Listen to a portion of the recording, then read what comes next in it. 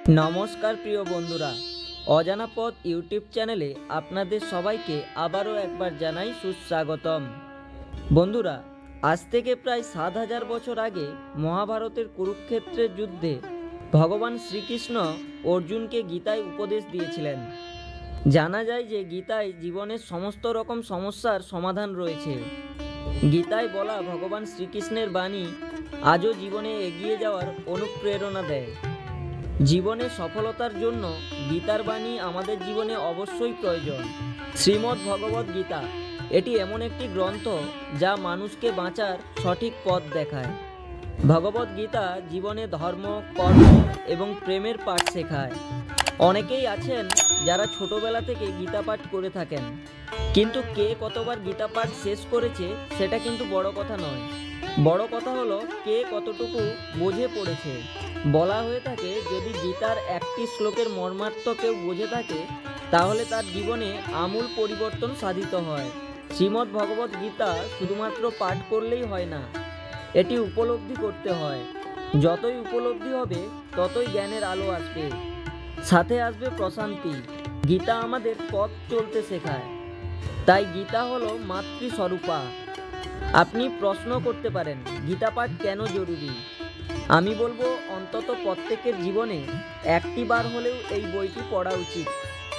গীতাতে যা কিছু বলা হয়েছে সব কিছুই আমার কাছে বাস্তব বলে মনে হয়।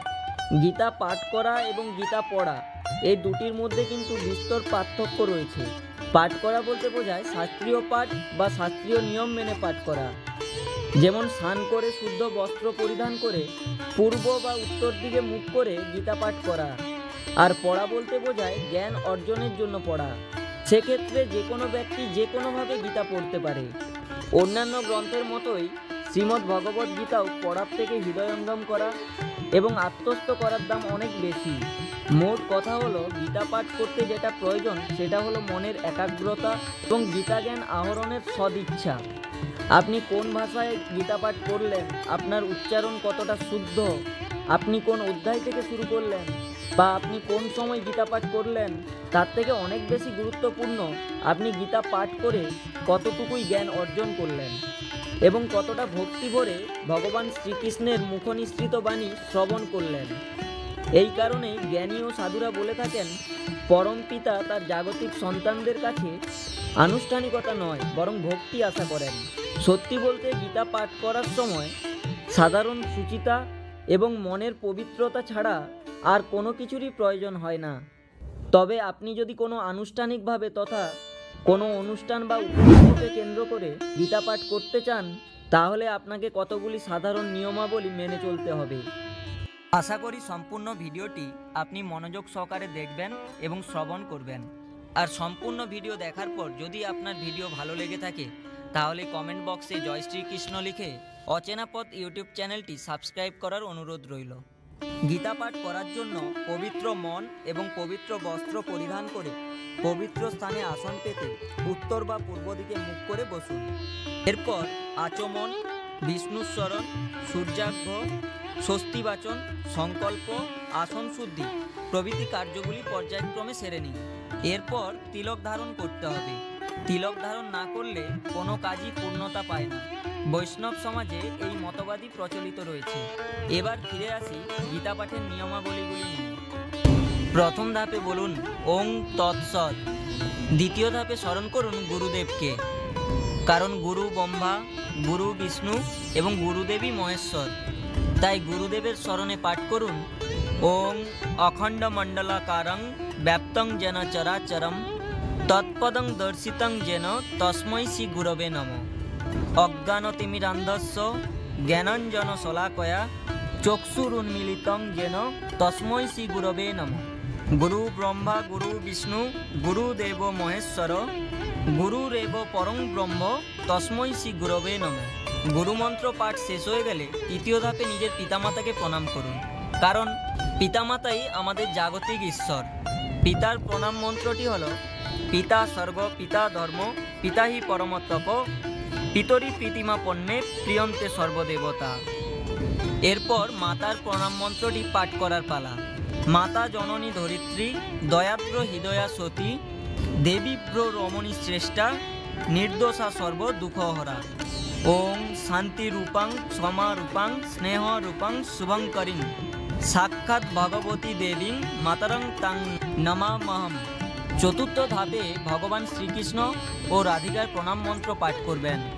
श्रीकृष्णेर प्रणाम मंत्रटी हलो ओं कृष्णाय वासुदेवाय हरये परमात्मने प्रणत क्लेशनाशाय गोविंदाय नमो नमः। हे कृष्ण करुणा सिंधु दीनबंधु जगतपथे गोपेश गोपिका कांत राधाकांत नमस्तुते। एरपर श्री राधिकार प्रणाम मंत्र पाठ करुन। तप्त कांचन गौरांगी राधे बृंदावनेश्वरी वृषभानु सुते देवी प्रणमामि हरिप्रिये।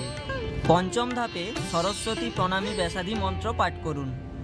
नारायणं नमस्कृतं नरच्चैव नरोत्तमं देवीं सरस्वतीं व्यासं ततो जय मुदीरये। षष्ठ धापे हाथ जोड़ो करे ओं नमो भगवते वासुदेवाय नमो मंत्रटी 3 बार पाठ करे श्री श्री गीता के पुष्पांजलि अर्घ्य निवेदन करुन एवं पारले पिता माता के प्रणामी प्रदान करुन। सप्तम धापे गीता ग्रंथटी खुलुन एवं हाथ जोड़पूर्वक निवेदन करुन ओं अश्व श्रीमद् भगवद गीता माला मंत्रस्व श्री भगवान वेद व्यास ऋषि अनुष्टुप छंद श्रीकृष्ण परमात्मा देवता असोचन्न शोचस्तं प्रज्ञावादांश्च भाषसे इति बीजं सर्वधर्मान् परित्यज्य मामेकं शरणं व्रज इति शक्ति अहं तां सर्वप्रापेभ्यो मोक्षयिष्यामि मा शुच इति कीलकम्। एरपर अष्टम धापे श्रीमद् भगवद गीतार मंगलाचरण हाथ जोड़ो करे पाठ करबेन। ओं हरि ओं तत्सत् ओं नमो भगवते वासुदेवाय। अथ श्रीमद् भगवद गीतार मंगलाचरणं प्रारम्भम। पार्थाय प्रतिबोधितां भगवता नारायणेन स्वयं व्यासेन ग्रथितां पुराणमुनिना मध्ये महाभारतम् अद्वैतामृतवर्षिणीं भगवती अष्टादशाध्यायिनीं अम्बतामनु सन्दधामि भगवद्गीते भवदेशिनीं। एटी छिलो गीतार मंगलाचरणेर प्रथम श्लोक। एरकम आरो रयेछे 8टी श्लोक तथा मोट 9टी श्लोक निये गठित श्री श्री गीतार मंगलाचरण। सम्भव हले सब श्लोक पाठ करा दरकार। पाठ शेषे बोलते हबे ओम इति श्रीमद् भगवद गीतार मंगलाचरणम समाप्तम। एरपर नवम धापे गीता ग्रंथखानी पाठ करा शुरू करुन। আগেই বলেছি গীতার যে কোনো অধ্যায়ের যে কোনো শ্লোক থেকে আপনি পাঠ করতে পারেন। ধরা যাক আপনি চতুর্থ অধ্যায়ের সপ্তম ও অষ্টম শ্লোক দুটি পাঠ করবেন, তাহলে হাত জোড় করে বলুন অথ শ্রীমদ্ ভগবদ গীতা চতুর্থ অধ্যায় জ্ঞানযোগ সপ্তম ও অষ্টম শ্লোক।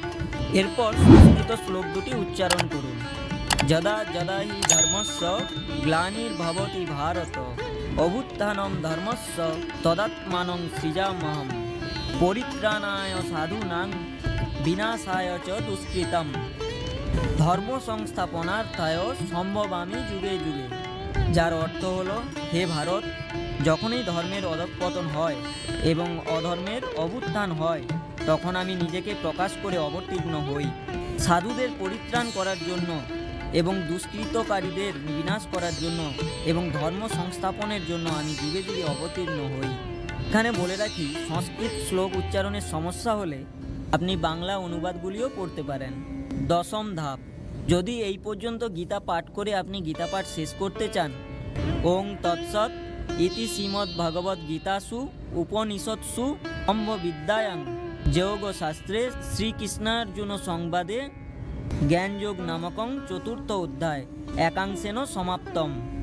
আপনি যদি সম্পূর্ণ গীতা অধ্যায় পাঠ করেন তাহলে একাংশেন শব্দটি উচ্চারণের প্রয়োজন নেই। এরপর একাদশ ধাপে শ্রী শ্রী গীতার মাহাত্ম্য পাঠ করুন। বলা হয় যে গীতার মাহাত্ম্য পাঠ না করলে গীতা পাঠের কোনো ফল পাওয়া যায় না। গীতা পাঠের শেষে অবশ্যই গীতা মাহাত্ম্য পাঠ করবেন। মনে রাখবেন, আপনি শ্রী শঙ্করাচার্য প্রণীত গীতা মাহাত্ম্য বা শ্রীলোক ব্যাসদেব কৃত গীতা মাহাত্ম্য যে কোনো মতের গীতা মাহাত্ম্য থেকে যে কটি ইচ্ছা শ্লোক সরলার্থ সহ পাঠ করবেন। এরপর দ্বাদশ ধাপে পরম পুরুষ শ্রীকৃষ্ণের কাছে ক্ষমা ভিক্ষা করুন, কারণ গীতা পাঠে আমাদের অনেক কিছু ভুল ত্রুটি হয়ে থাকতে পারে।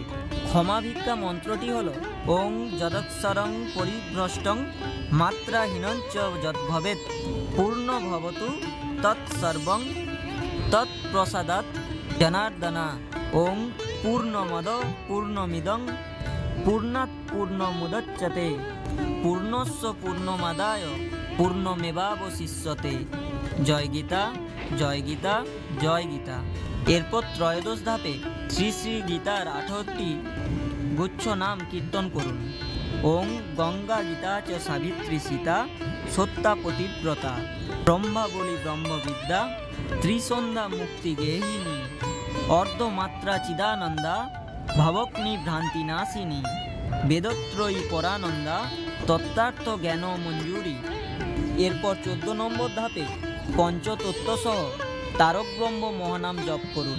জয় শ্রীকৃষ্ণ চৈতন্য প্রভু নিত্যানন্দ শ্রী অদ্বৈত গদাধর শ্রীবাসাদি গৌর ভক্তবৃন্দ। হরে কৃষ্ণ কৃষ্ণ কৃষ্ণ হরে হরে হরে রাম রাম রাম হরে হরে। এরপর অন্তিম ধাপে শান্তি মন্ত্র পাঠ করতে হবে। সর্বে সুখী ন ভবন্তু সর্বে সন্তু নিরাময়া সর্বে ভদ্রাণি পশ্যন্তু মা কশ্চিদ দুঃখ ভাগো ভবেৎ। সকলে সুখী হন, নিরোগ হন এবং প্রশান্তি লাভ করুন, কেউ যেন দুঃখ ভোগ না করে। ওম শান্তি, ওম শান্তি, ওম শান্তি।